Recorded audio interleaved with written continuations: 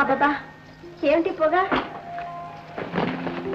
అగరవద్దులు మన మూడు కోసం.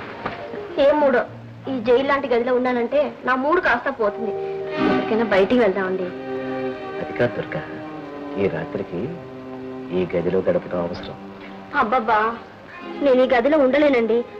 మీరు వస్తే నాతో రండి, లేదంటే నేను డాబా మీద పోయి పడుకుంటాను. దుర్గా, నలుగురు ఏమనుకుంటారు? అయినా ఈ బట్టలతో ఇప్పుడు ఎక్కడ పెడతాం?